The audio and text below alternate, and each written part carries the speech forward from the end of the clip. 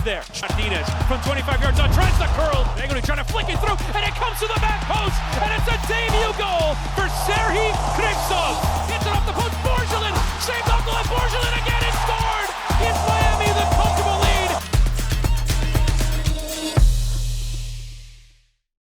Busy edition of the Inter Miami show this week as we look back on the previous weekend's action, look ahead to the game this upcoming weekend, and also we're talking to Gabby Mas, who is bringing us the Reboot brand. We're wearing these shirts today, Kieran and myself. We're in the Reboot shirts. You might have seen them at the weekend as Inter Miami's mascots were walking out onto the field. They're made with bits of older shirts here at the club in a goal towards sustainability.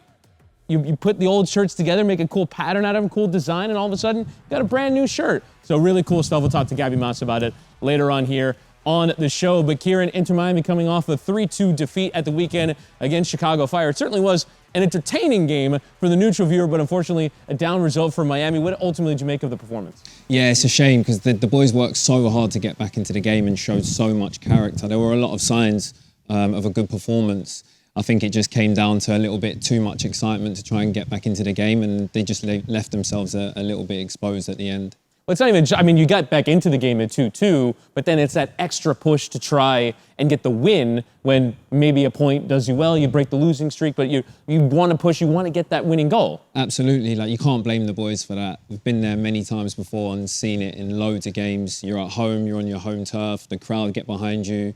You've done all you can to get back into the game, and you can see the 3 points there.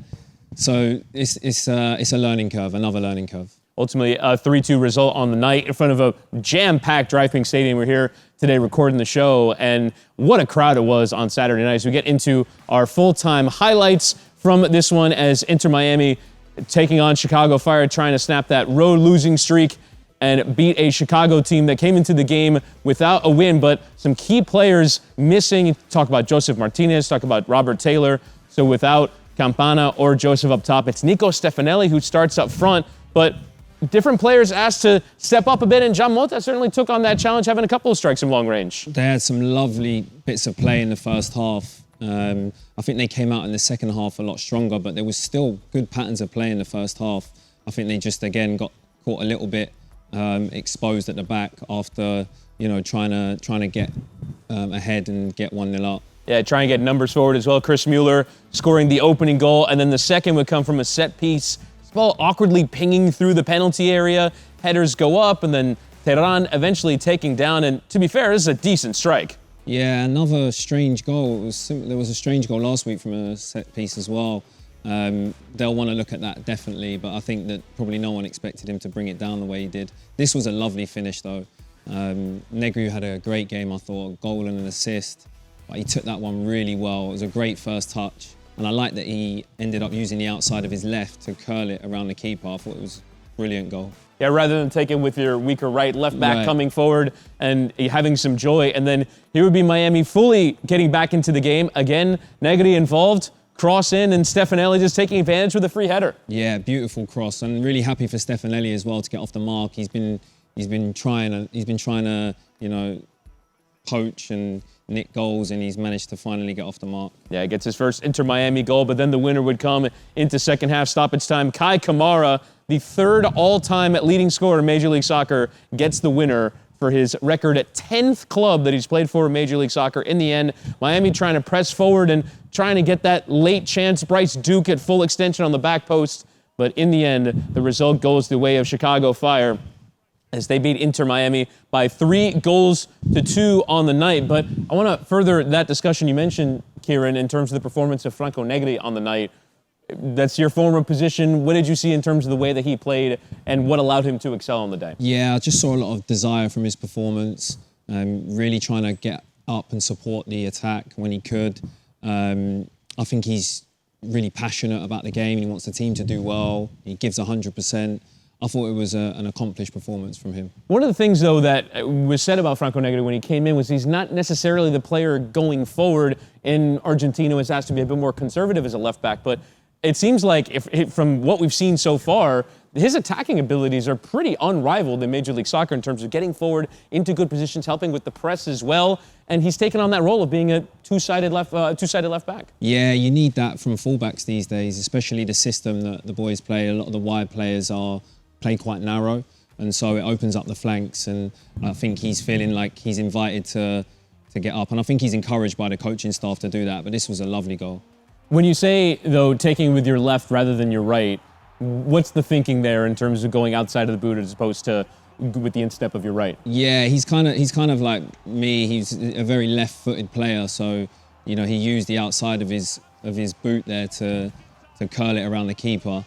But the first touch is everything here because he allows himself the space and the time to pick his spot, and he does it.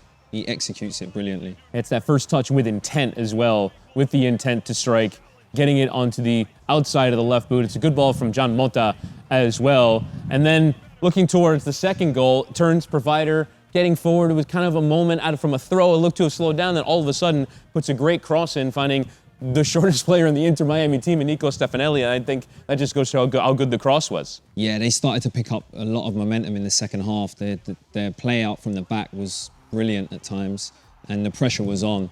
And I think that's what they used. The crowd got behind them. It was just a shame that, the last minute lapse in concentration, which I'm sure as the season goes on, these are all the learning curves that they're going to learn and piece together to get points on the board further through the season, And could be a big moment for Nico Stefanelli's season that he finally gets off the mark, gets off and running in Major League Soccer, gets that first goal, getting inside of a pair of defenders there who were just caught napping. Some new players onto the pitch. You have that sharpness of mind, and all of a sudden, you're onto the score sheet. But as we mentioned, Miami lose by 3-2 on the day to Chicago Fire. I want to take a little bit of a broader view now at Major League Soccer through 5 match days so far, playing through an international break. But Kieran Gibbs, what's grabbing your attention so far in this early season?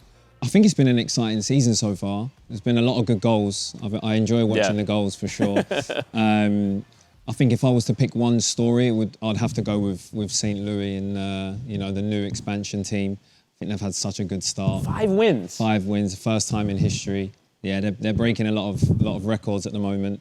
I'm not going to lie, I feel like they've definitely ridden their luck a few times in games. I've watched a few times, but no, I think they're showing signs of a good, strong team. They press high. They have a lot of energy. They have a never say die attitude. They've gone behind in most of the games that they've played so far. So I think that they've caught my eye the most, I would say. Yeah, 15 points from 15 for an expansion team is absolutely extraordinary. And they've got 15 goals as well in the 5 games. They're averaging 3 goals a game. Joao Klaus has been one of the stars of the league so far. But for me, I think if you look back towards the Eastern Conference, I think Thiago Almada for Atlanta United has probably been the standout player in terms of individual looking at this season. World Cup winner, comes back with Argentina and takes that huge step forward. He was a good player last year. He's got 4 goals and 4 assists. And I think you saw in their 6-1 defeat against Columbus Crew at the weekend how badly they missed him. He's on international duty, celebrating a World Cup win back at home. But then you come back home and you see a team that has dropped a big result. From an individual standpoint, he's got to be one of the standouts of this season so far. Oh yeah, he's such an exciting player. I think he's definitely taken confidence from that World Cup win, and he's pushed it on. He looks like he's gone up another level. I wouldn't be surprised if there's a lot of teams, looking at him over the next few months. Yeah, I saw a funny quote that Atlanta are probably going to be wanting a little more than they even got for Miguel Almiron, who went to Newcastle and is playing well right now in the Premier League. We'll take a look at the opponent this upcoming weekend, which is a difficult game away at FC Cincinnati in just a moment. But first, I want to show you what's going on with Reboot. We're wearing these shirts. We're going to talk to Gabi Mas here in a second.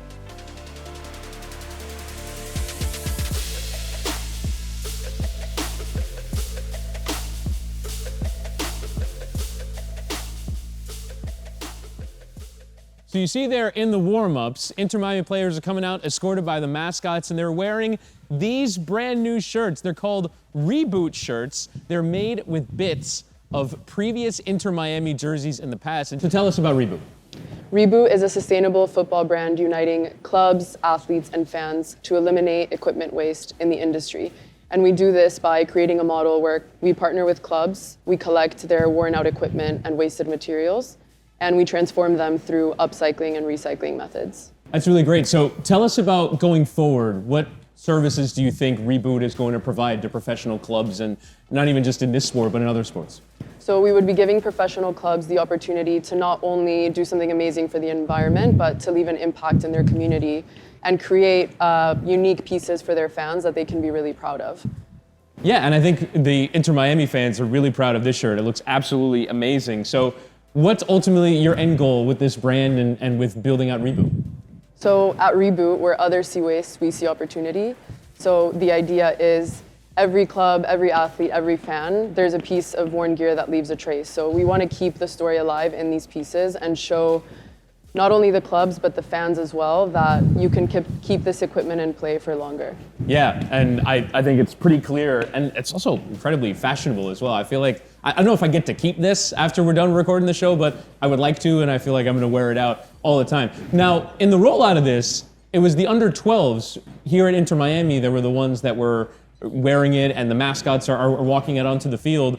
What's the kind of motivation behind using them as the mascots for this, as it were? So choosing the under 12 players was a no-brainer because they are the youngest part of the Inter Miami Academy, and I think that Reboot is about instilling in this young generation the importance of being eco-conscious and having sustainable habits when it comes to the waste in the industry and what they do with it once they're no longer using it. The Reboot brand, you might have seen the shirts at the weekend against Chicago Fire. Inter Miami, the first club that Reboot are partnering with, but we hope many more clubs to come. Gabi Mas, thank you so much for joining us. Thank you. And our thanks again to Gabi Mas for joining us here on the Inter Miami Show. Before we get to this upcoming weekend with FC Cincinnati, we want to talk a little bit about the young players coming through at Inter Miami. We saw them perform well in the game against Chicago at the weekend. We'll start first by hearing from the manager, Phil Neville, on this subject. Well, if you think about the players on the pitch at the end, Borgelin, Harvey, Cramashi, David Ruiz, that's the way that we're going to go. And I'm incredibly proud of those 4 performances tonight. I thought they all made an impact in the game, and we've had subs in the previous 2 weeks that haven't really made impact. So I was incredibly proud of all of them. David Ruiz making his MLS debut showed courage to get on the ball. He's going to be a really good young player for us. We know he's got a lot of development. Borgelin, Harvey, Cramashi, they're doing absolutely fantastic. This club will invest in young players, and with young players, they're going to make mistakes and they're going to do things that probably experienced players don't do. But by Lord, they are doing incredibly well. Those are the thoughts from Phil Neville on the young players that came into the game towards the end. You might have seen before kickoff a headline about how Inter Miami signed David Ruiz to a short-term loan from Inter Miami 2. All of a sudden, he's playing in the game. You have Benja Cremaschi coming into the game. You have Borgelin and Harvey Neville as well, who have come through this club. Young players asked to step up and play a bigger role when Inter Miami are struggling with players away in internationals and injuries, and they filled in admirably. Yeah, and it shows how important that we spoke about last week with the Next Pro and preparing these players, because you can get called up at any moment. And I thought they were really good. They were really exciting when they came on. You can tell they were trying to go for the win. Obviously, they're going to show signs of inexperience, but that will come.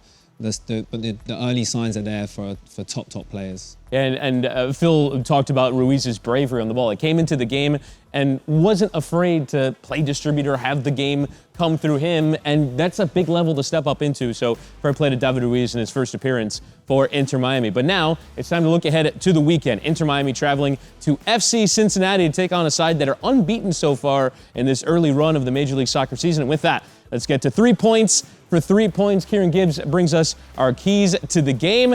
Kieran, what do you have for us this week? Okay, so the first thing this week would be definitely to nullify Acosta and Vasquez. I think they're their 2 threats up top, and we need to keep them quiet. The second thing, I think, would be to get Martinez going. I think he's scored on international duty. He'll bring confidence back with him, and we need to get him involved in the game and get him on the score sheet. And then the first thing would just be an overall big away performance. I think that will really shift the momentum of the team.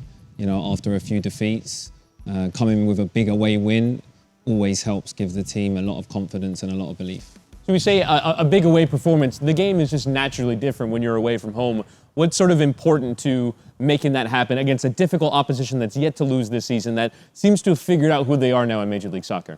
I think the most important thing is staying in the game as long as you can. You know you're going to be under pressure. You're going to be playing away with away fans and atmosphere. I think it's just about staying in the game as long as you can, and knowing that you've got enough to go and get a goal at any point. And the players have that. We've seen so many signs of it already this season. So I think just staying strong defensively and hoping that Joseph and the creative players can produce a moment of magic and get something from the game. And that is this weekend, Inter Miami taking on FC Cincinnati, who had a very good season a year ago, eventually got into the MLS postseason before losing out to Philadelphia Union. That'll do it for us here on the Inter Miami show. As we come back next week, we'll look back on the performance against Cincinnati and look ahead to action to come, as we thank again Gabi Mas for coming onto the show. Thanks to my partner here, Kieran Gibbs, and we'll talk to you next week.